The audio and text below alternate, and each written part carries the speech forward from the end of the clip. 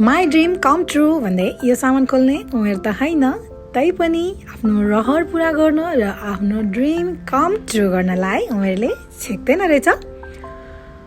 हुन त सानो सानो कुरामा एकदमै खुसी र एक्साइटेड हुने बानी मेरो र कसैले 2 शब्द मिठो बोल्यो भने पनि त्यसमै दङ्ग पर्ने बानी मेरो रहेको छ।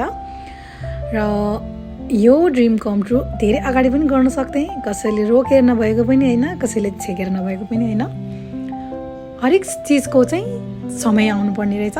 सो मलाई चाहिँ यस्तो कुराहरूमा एकदमै धेरै रहर अनि खुसी लाग्छ क्या। सानैदेखि फोटो भिडियोमा एकदमै धेरै इन्ट्रेस्ट राख्ने मान्छे म।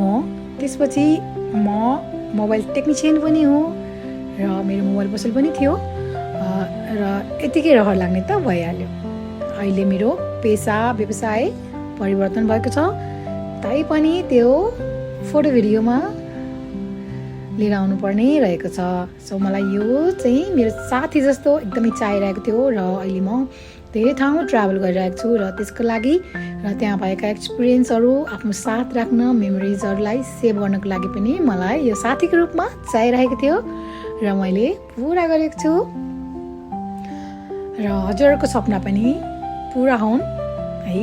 अनि यस्तो भिडियो त मैले योभन्दा अगाडि बनाएको थिइनँ र आगामी दिनमा चाहिँ बनाउने चाहिँ मेरो हरेक कुराहरू हजुरहरूसँग सेयर गरिरहेको छु र हजुरहरूसँगै अनबक्सिङ गरेर खुसी छाडिरहेको छु। हजुरहरू पनि आशा छ खुसी हुनुहुन्छ भनेर र हजुरहरूको ड्रिम पनि कम ट्रु छिट्टै आओस्।